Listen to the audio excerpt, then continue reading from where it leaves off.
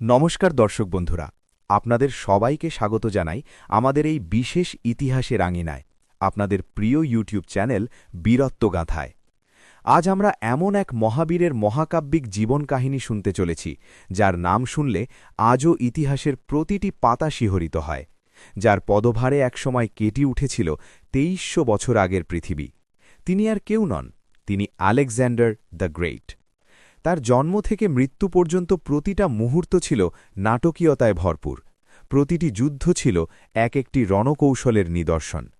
আজকের এই বিস্তারিত নিবেদনটি যদি আপনাদের ভালো লাগে, তবে অবশ্যই আমাদের এই বীরত্বগাথা চ্যানেলটি সাবস্ক্রাইব করুন, ভিডিওটিতে একটি লাইক দিন এবং আমাদের ফলো করে পাশে থাকুন। আপনাদের একটি সাবস্ক্রিপশন আমাদের অনুপ্রাণিত করে আরও নতুন নতুন বীরত্বের আর সাহসের গল্প আপনাদের সামনে নিয়ে আসতে। তো চলুন আজ আমরা সময়কে পিছে ফেলে ফিরে যাই সেই সুদূর অতীতে এবং ডুবে যাই আলেকজান্ডারের সেই রক্তক্ষয়ী অথচ রোমাঞ্চকর বিশ্বজয়ের গল্পে। খ্রিস্টপূর্ব ৩৫৬ অব্দ গ্রিসের উত্তরাঞ্চলীয় রাজ্য ম্যাসিডোনিয়ার রাজধানী পেল্লায় তখন এক উত্তাল রাত। আকাশে মেঘের ঘনঘটা, বিদ্যুতের তীব্র ঝিলিক আর বজ্রপাতের প্রলয়ঙ্করী গর্জনে যেন চারপাশ প্রকম্পিত হচ্ছে। ঠিক সেই মুহূর্তে জন্ম নিলেন রাজপুত্র আলেকজান্ডার। তার বাবা রাজা দ্বিতীয় ফিলিপ ছিলেন একজন অত্যন্ত কঠোর, কুশলী এবং দূরদর্শী রাজা, যিনি ম্যাসিডোনিয়াকে গ্রিসের এক অপ্রতিরোধ্য শক্তিতে পরিণত করেছিলেন। কিন্তু আলেকজান্ডারের মা রানী অলিম্পিয়াস ছিলেন এক রহস্যময়ী এবং অত্যন্ত উচ্চাকাঙ্ক্ষী নারী। তিনি ছিলেন এপিরায়াসের রাজকন্যা এবং সাপের উপাসক। অলিম্পিয়াস আলেকজান্ডারকে ছোটবেলা থেকেই একটি বিশেষ বিশ্বাসে বড় করেছিলেন।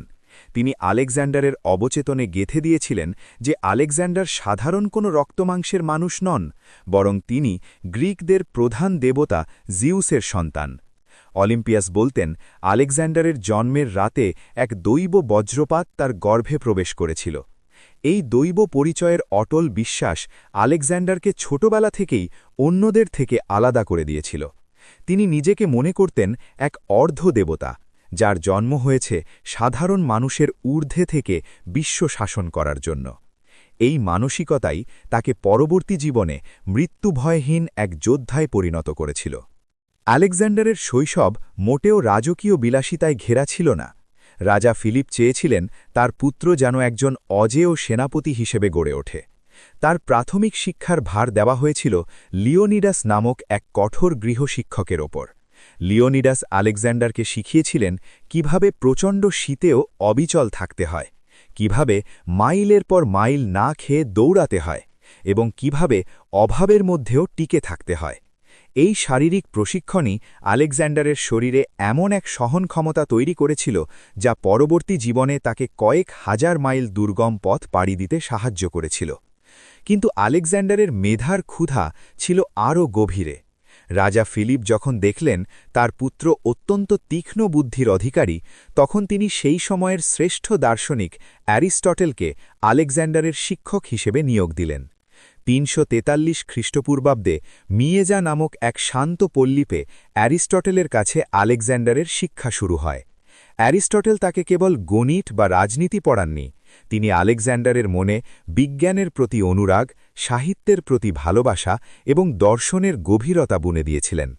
আলেকজান্ডারের সবচেয়ে প্রিয় বই ছিল হোমারের মহাকাব্য ইলিয়াড। তিনি নিজেকে কল্পনা করতেন মহাবীর অ্যাকিলিসের উত্তরসূরি হিসেবে। আলেকজান্ডার ইলিয়াড বইটিকে এতটাই ভক্তি করতেন যে তিনি যুদ্ধের ময়দানেও এটি নিজের বালিশের নিচে খঞ্জর ও তলোয়ারের সাথে রাখতেন। অ্যারিস্টটেলের শিক্ষা তাকে শিখিয়েছিল যে গ্রিকরা হল শ্রেষ্ঠ জাতি আর বাকিরা হল বর্বর। এই আধিপত্য শ্রেষ্ঠত্বের ধারণা আলেকজান্ডারের মনে বিশ্বজয়ের বীজ বপন করেছিল। আলেকজান্ডারের অসামান্য সাহস আর মেধার এক অনন্য উদাহরণ পাওয়া যায় তার মাত্র ১২ বছর বয়সে। থেসালি থেকে এক ঘোড়া ব্যবসায়ী রাজা ফিলিপের কাছে বুসেফালাস নামের এক বিশাল কালো ঘোড়া নিয়ে আসে। ঘোড়াকে ছিল অত্যন্ত তেজস্বী এবং বুনো। ম্যাসিডোনিয়ার সেরা অশ্বারোহীরাও সেটির পিঠে উঠতে গিয়ে আছাড় খেয়ে পড়ছিলেন। রাজা ফিলিপ যখন ঘোড়াটিকে অযোগ্য বলে ফিরিয়ে দিতে চাইলেন, তখন কিশোর আলেকজান্ডার লক্ষ্য করেছিলেন যে ঘোড়াটি আসলে নিজের ছায়া দেখে ভয় পাচ্ছে। তিনি রাজাকে চ্যালেঞ্জ করে ঘোড়ার সামনে এগিয়ে গেলেন। আলেকজান্ডার ঘোড়ার মুখ সূর্যের দিকে ঘুরিয়ে দিলেন যাতে ছায়াটি পেছনে পড়ে যায়। এরপর তিনি পরম মমতায় ঘোড়াটির কেশর বুলিয়ে তার পিঠে চেপে বসলেন এবং ঘোড়াটি শান্ত হয়ে গেল। এই দৃশ্য দেখে রাজা ফিলিপ আবেগে কেঁদে ফেলেছিলেন এবং আলেকজান্ডারের কপালে চুম্বন করে বলেছিলেন, পুত্র আমার, তুমি নিজের জন্য অন্য এক বিশাল রাজ্য খুঁজে নাও। ম্যাসিডোনিয়া তোমার জন্য বড্ড ছোট। এই বুসেফালাসই ছিল আলেকজান্ডারের জীবনের শেষ দিন পর্যন্ত তার সবচেয়ে বিশ্বস্ত সঙ্গী এবং বন্ধু। আলেকজান্ডারের প্রতিটি যুদ্ধে বুসেফালাস তার সাথে ছিল, যেন তারা এক আত্মা, এক প্রাণ। যৌবনে পা দিতেই আলেকজান্ডার পারিবারিক কলহের তিক্ত স্বাদ পান। রাজা ফিলিপ তার মা অলিম্পিয়াসকে ত্যাগ করে ক্লিওপেট্রা ইউরিডাইস নামক এক তরুণীকে বিয়ে করেন। এক ভোজসভায় যখন ক্লিওপেট্রার চাচা অ্যাটেলাস প্রার্থনা করলেন যেন এই বিয়েতে মেসেডোনিয়ার একজন বৈধ উত্তরাধিকারী জন্ম নেয়, তখন আলেকজান্ডার প্রচণ্ড রেগে যান। তিনি তার মদের পেয়ালা অ্যাটালাসের দিকে ছুঁড়ে মারেন। ফিলিপ মদ্যপ অবস্থায় আলেকজান্ডারকে আক্রমণ করতে গিয়ে পড়ে যান। আলেকজান্ডার ব্যঙ্গ করে বলেছিলেন, দেখুন, যে মানুষ এক টেবিল থেকে অন্য টেবিলে যাওয়ার ক্ষমতা রাখে না, সে নাকি ইউরোপ থেকে এশিয়ায় যাওয়ার স্বপ্ন দেখে। এই ঘটনার পর আলেকজান্ডার ও তার মা নির্বাসনে চলে যান। যদিও পরে বাবা ছেলের সম্পর্ক কিছুটা ঠিক হয়েছিল, কিন্তু অবিশ্বাসের সেই ক্ষত কোনো দিন শুকায়নি। খ্রিস্টপূর্ব ৩৩৬ অব্দে এক নাটকীয় মোড় নিল ইতিহাস। রাজা ফিলিপ তার মেয়ের বিয়ের অনুষ্ঠানে নিজের এক দেহরক্ষীর হাতে নিহত হন। মাত্র ২০ বছর বয়সে আলেকজান্ডার ম্যাসেডোনিয়ার সিংহাসনে বসেন। সিংহাসনে বসেই তিনি দেখলেন চারদিকে বিদ্রোহের আগুন। এথেন্স, থিবস আর স্পার্টার মতো শহরগুলো ভেবেছিল এক অনভিজ্ঞ কিশোরকে সরিয়ে তারা স্বাধীন হবে। কিন্তু আলেকজান্ডার ছিলেন ক্ষিপ্র ও কঠোর। তিনি ঝড়ের গতিতে থিবস শহর আক্রমণ করলেন এবং পুরো শহর মাটির সাথে মিশিয়ে দিলেন। ৬,০০০ মানুষকে হত্যা করা হল এবং বাকিদের কৃতদাস হিসেবে বিক্রি করা হল। গ্রিসের বাকি শহরগুলো এই ভয়াবহতা দেখে ভয়ে বশ্যতা স্বীকার করল। আলেকজান্ডার নিজেকে গ্রিক বাহিনীর প্রধান হিসেবে ঘোষণা করলেন এবং তার পিতার সেই অসমাপ্ত স্বপ্ন পারস্য বিজয়ের দিকে মন দিলেন। তার লক্ষ্য ছিল এশিয়া, সেই সময়ের সবচেয়ে শক্তিশালী এবং বিশাল সাম্রাজ্য। খ্রিস্টপূর্ব ৩৩৪ অব্দ আলেকজান্ডার প্রায় ৪০,০০০ পদাতিক আর ৫,০০০ অশ্বারোহী সৈন্য নিয়ে হেলেসপন্ট পাড়ি দিয়ে এশিয়ায় পা রাখলেন। এশিয়ায় পৌঁছেই তিনি তার বর্ষা মাটিতে গেঁথে ঘোষণা করলেন, দেবতাদের পক্ষ থেকে পুরো এশিয়া আমি জয় করব। তার সামনে তখন বিশাল পারস্য সাম্রাজ্য, যার অধিপতি ছিলেন সম্রাট তৃতীয় দরিউস। গ্র্যানিকাস নদীর যুদ্ধে তিনি প্রথম পারস্য বাহিনীর মুখোমুখি হলেন। পারসিকরা ভেবেছিল নদী পার হওয়ার সময় ম্যাসেডনিয়ানদের কাবু করা যাবে, কিন্তু আলেকজান্ডার নিজেই বাহিনীর সামনে থেকে নদীতে ঝাঁপ দিলেন। এক রক্তক্ষয়ী যুদ্ধের পর আলেকজান্ডার জয়ী হলেন। এই যুদ্ধে তিনি প্রায় মরতেই বসেছিলেন, কিন্তু তার সেনাপতি ক্লিটাস দ্য ব্ল্যাক তাকে শেষ মুহূর্তে রক্ষা করেন। এই বিজয় এশিয়ার দরজা খুলে দিল আলেকজান্ডারের সামনে। আলেকজান্ডার যখন এশিয়া মাইনারের গর্ডিয়াম নামক স্থানে পৌঁছালেন, সেখানে তিনি এক কিংবদন্তির মুখোমুখি হলেন। সেখানে একটি রথে এক অত্যন্ত জটিল গিট লাগানো ছিল, যা গর্ডিয়ান নট নামে পরিচিত। লোককথা ছিল যে এই গিট খুলতে পারবে সেই হবে এশিয়ার রাজা। আলেকজান্ডার অনেক চেষ্টা করেও যখন গিঁটটি খুলতে পারলেন না, তখন তিনি তার তলোয়ার বের করে এক কোপে গিঁটটি দ্বিখণ্ডিত করে ফেললেন। তিনি বুঝিয়ে দিলেন যে বাধা যেভাবেই হোক অতিক্রম করতে হবে। তার এই দৃঢ়তা তার সৈন্যদের মনে এক নতুন আত্মবিশ্বাস জুগিয়েছিল। এরপর এল খ্রিস্টপূর্ব ৩৩৩ অব্দের বিখ্যাত ইসাসের যুদ্ধ। সম্রাট দরিউস নিজেই এক বিশাল বাহিনী নিয়ে আলেকজান্ডারকে রুখতে এলেন। দরিউসের বাহিনীর সামনে আলেকজান্ডারের সৈন্যদল ছিল খুবই নগণ্য, কিন্তু আলেকজান্ডারের তীক্ষ্ণ বুদ্ধি দরিউসকে চমকে দিল। যুদ্ধের ময়দানে বিশৃঙ্খলা দেখা দিলে দরিউস তার রথ ঘুরিয়ে পালিয়ে গেলেন। আলেকজান্ডার দরিউসের পিছু ধাওয়া করলেন না, বরং তার তাঁবু দখল করলেন, যেখানে দরিউসের মা, স্ত্রী ও কন্যারা ছিলেন। আলেকজান্ডার তাদের সাথে অত্যন্ত সম্মানজনক আচরণ করেন, যা ইতিহাসে তাকে এক মহানুভব রাজার পরিচিতি দেয়। আলেকজান্ডার এরপর ফিনিশীয় উপকূল ধরে দক্ষিণ দিকে এগোতে থাকলেন। টায়ার নামক এক শক্তিশালী দ্বীপ শহর তাকে ৭ মাস আটকে রেখেছিল। টায়ার ছিল সমুদ্রের মাঝখানে এক অভেদ্য দুর্গ। আলেকজান্ডার হার মানলেন না। তিনি সমুদ্রের ওপর আধ মাইল লম্বা একটি কৃত্রিম সেতু তৈরি করলেন এবং শহরের প্রাচীর ভেঙে তা দখল করলেন। টায়ারের পতনের পর আলেকজান্ডার প্রবেশ করলেন মিশরে। মিশরীয়রা পারস্যের শাসনে অতিষ্ঠ ছিল, তাই তারা আলেকজান্ডারকে তাদের মুক্তিদাতা হিসেবে বরণ করে নেয় এবং তাকে ফারাও উপাধিতে ভূষিত করেন। মিশরেই তিনি তার জীবনের অন্যতম সেরা অবদান আলেকজান্ড্রিয়া শহরের ভিত্তিপ্রস্তর স্থাপন করেন। সিওয়া মরুভূমির মন্দিরে গিয়ে তিনি দেবতার আশীর্বাদ প্রার্থনা করেন এবং বিশ্বাস করতে শুরু করেন যে তিনি সত্যিই দেবতার পুত্র। খ্রিস্টপূর্ব ৩৩১ অব্দ গাউগামেলা সমতল। দরিউস এবার চূড়ান্ত যুদ্ধের জন্য ১০ লাখেরও বেশি সৈন্য জোগাড় করেছেন। তিনি যুদ্ধক্ষেত্রকে সমতল করেছিলেন যাতে তার রথগুলো দ্রুত চলতে পারে। আলেকজান্ডারের সেনাপতিরা পরামর্শ দিয়েছিলেন রাতে আক্রমণ করতে, কিন্তু আলেকজান্ডার সেই বিখ্যাত কথাটি বলেছিলেন, আমি বিজয় চুরি করি না। দিনের আলোয় এক অবিশ্বাস্য কৌশলে আলেকজান্ডার দরিউসের বাহিনীর মাঝখানে ফাঁক তৈরি করেন এবং সরাসরি দরিউসের রথের দিকে ধেয়ে যান। দরিউস আবারও পালিয়ে যান এবং পারস্য সাম্রাজ্যের পতন সুনিশ্চিত হয়। আলেকজান্ডার ব্যাবিলন আর সুসা শহর দখল করে বিশাল ধনসম্পদ লাভ করেন। পারস্যের রাজধানী পার্সেপোলিস দখল করার পর তিনি সেই বিখ্যাত রাজপ্রাসাদে আগুন ধরিয়ে দেন। দরিউস যখন তার নিজের সেনাপতি বেসাসের হাতে নিহত হলেন, আলেকজান্ডার ব্যথিত হলেন। তিনি দরিউসকে রাজকীয় সম্মানে সমাধিস্থ করলেন এবং ঘাতক বেসাসকে খুঁজে বের করে নির্মমভাবে হত্যা করলেন।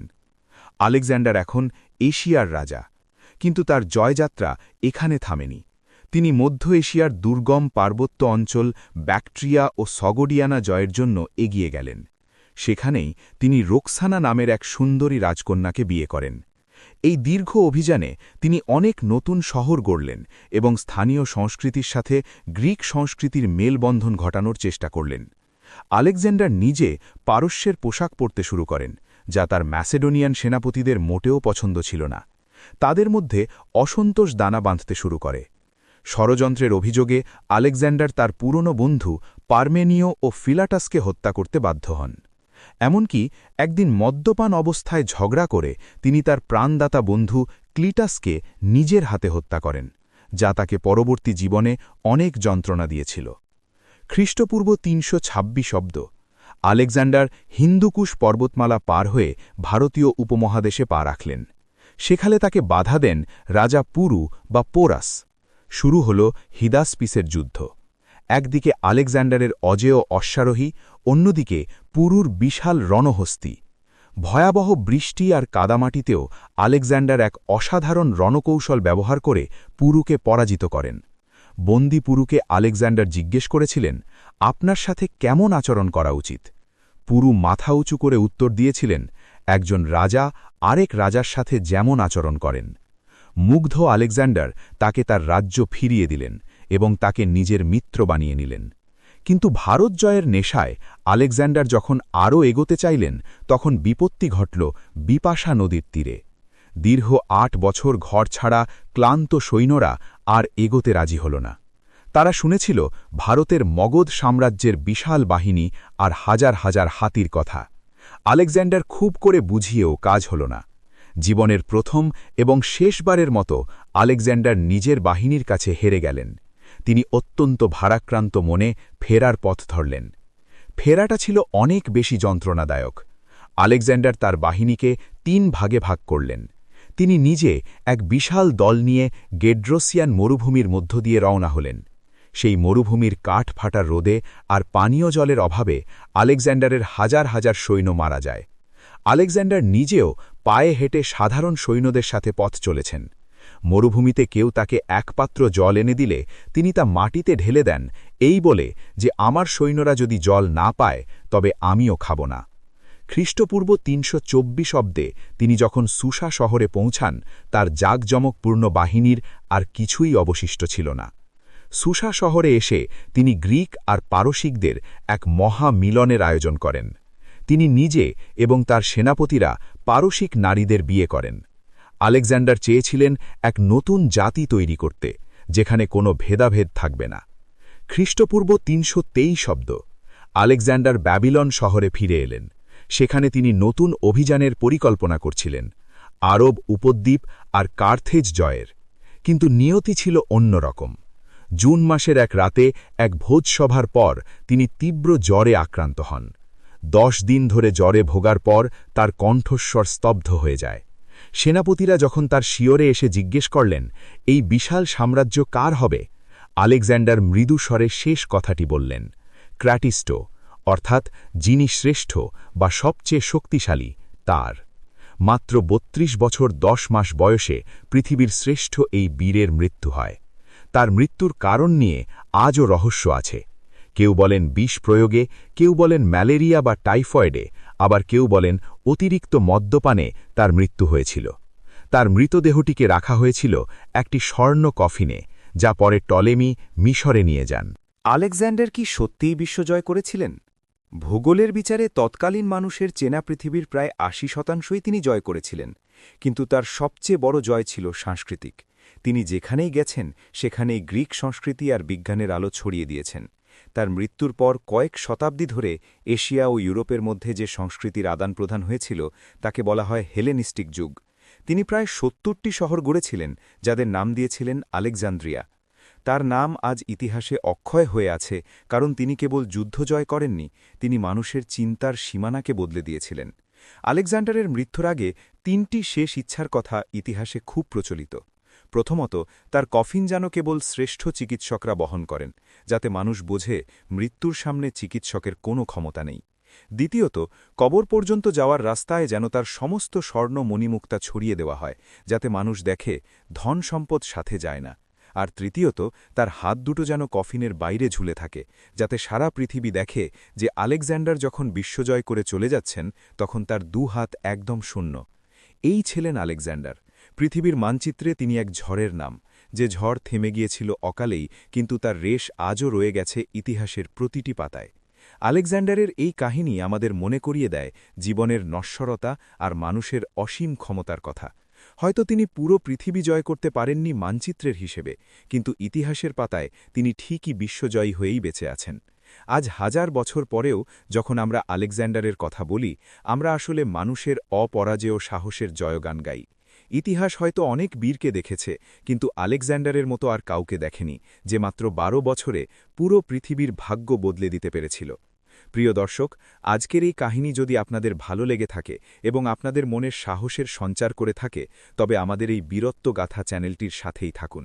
আমরা নিয়মিত চেষ্টা করি ইতিহাসের পাতায় হারিয়ে যাওয়া এই ধরনের দীর্ঘ বীরত্বপূর্ণ কাহিনীগুলো আপনাদের সামনে নিখুঁতভাবে তুলে ধরতে। আমাদের চ্যানেলটি সাবস্ক্রাইব করে বেল আইকনটি চেপে দিন, যাতে পরবর্তী কোনো বীরের কাহিনী আপনার মিস না হয়ে যায়। ভিডিওটি লাইক করুন এবং বন্ধুদের সাথে শেয়ার করে তাদেরও আলেকজান্ডারের এই অবিশ্বাস্য জীবন সম্পর্কে জানার সুযোগ করে দিন। আর কমেন্টে অবশ্যই জানাবেন এরপর কোন মহাবীরের বীরত্ব গাথা আপনি শুনতে চান। আজ তবে এই পর্যন্তই, দেখা হবে পরবর্তী ভিডিওতে। ভালো থাকুন, সুস্থ থাকুন আর শুনতে থাকুন বীরত্ব গাথা। ধন্যবাদ।